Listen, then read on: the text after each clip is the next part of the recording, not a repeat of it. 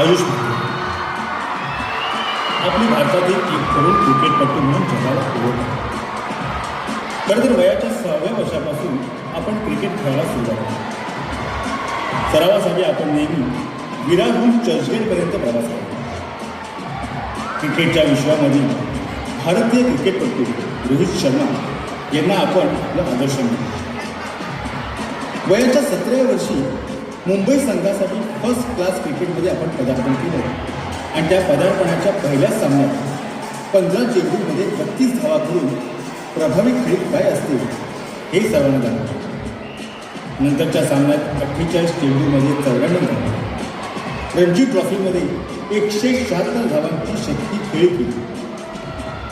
आपणाला भारताच्या अंडर-19 संघाचा कर्णधार देखील बनवण्यात आला. मुंबईकडून देशांतर्गत क्रिकेट खेळत असताना आपण चेन्नई सुपर किंग्स संघासाठी IPLमध्ये सुद्धा खेळलो. IPLमध्ये खेळणाऱ्या सर्वात तरुण खेळाडूंपैकी आपण एक. उजव्या हाताची फलंदाजी आणि ऑफ स्पिन गोलंदाजीमुळे आपण ऑलराऊंडर म्हणून सर्वांना परिचित आहे. आणि म्हणूनच महाराष्ट्र शासन मराठी भाषा विभाग आयोजित बाल मराठी संमेलनात आपल्याला गौरव करणं आम्हाला अत्यानंद होतो. आपल्याला भावी वाटचालीच्या हार्दिक हार्दिक शुभेच्छा.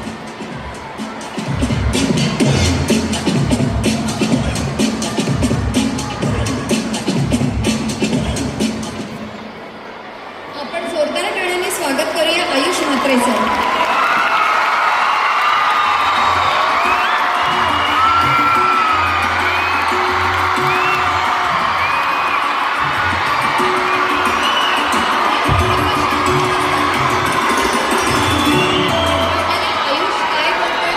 नमस्कार सर्वांना. कसे